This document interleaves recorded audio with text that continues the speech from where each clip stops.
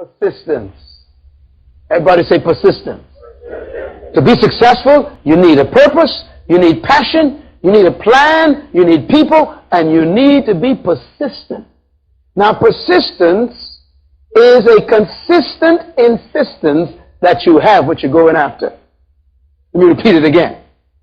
Persistence is a consistent insistence that you have what you're going after.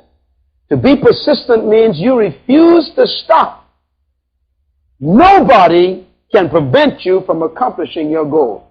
Persistence means you will stand against every opposition, every detour or deterrent. Every person who tries to prevent you, you will see them as a temporary detour. A persistent person will irritate you.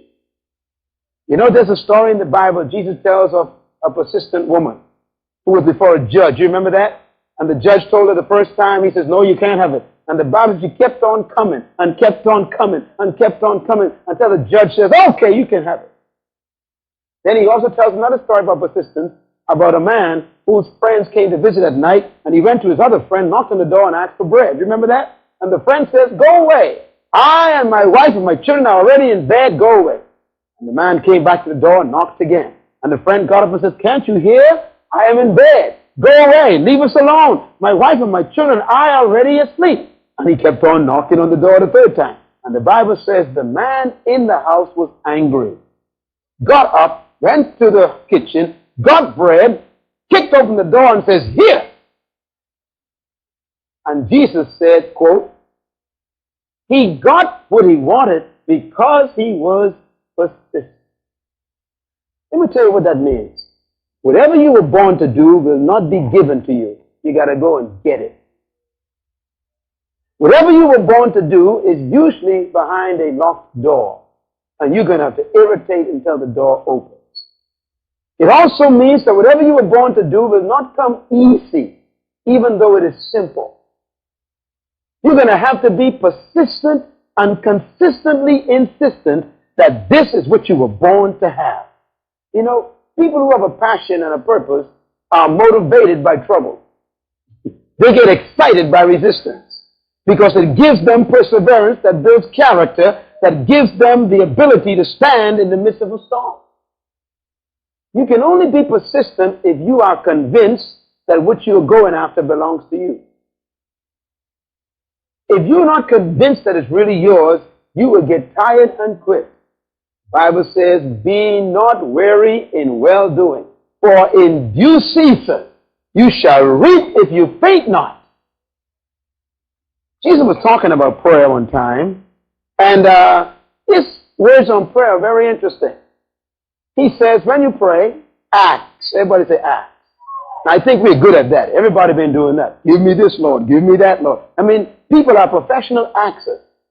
Then he says what? After you ask, get up off your knees. Leave the prayer closet and do what? Seek. Seek is active. Seek is aggression. Seek means you persist. Now, by the way, the Greek word that is used here, seek, is the infinitive tense, which means you don't look. You seek. When you look at something, the word look means you gaze at it, then you stop gazing. That means look. When you seek, it's a persistent infinitive tense. You keep seeking until you find. How long have you been going after what you quit leaving, what you quit going after? Why did you stop going after it? Why have you settled for less in life? Just because someone slammed a few doors in your face, you close your eyes and went the other way? No, to be successful in life, you and I need to understand prayer. Prayer is not only passive, it is active. You pray in a place, but then you seek everywhere.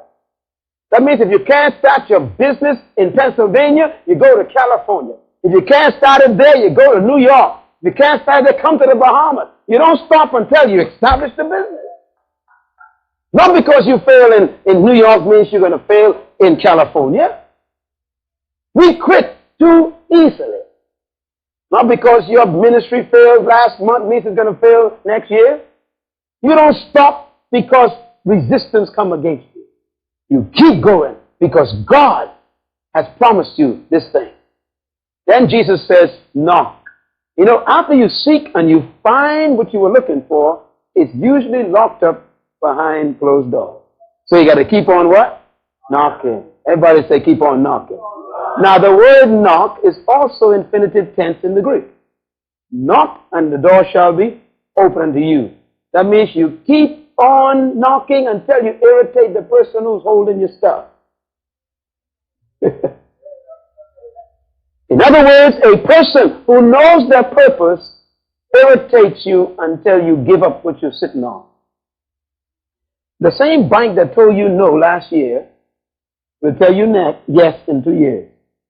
So you don't quit. You just keep irritating. The same school which says you can't come into this college because you don't have the right degree, go and take some classes, then go back again next year. Keep on irritating them because why? If God told you you're going to get a degree, no one can stop you. Only you can stop you.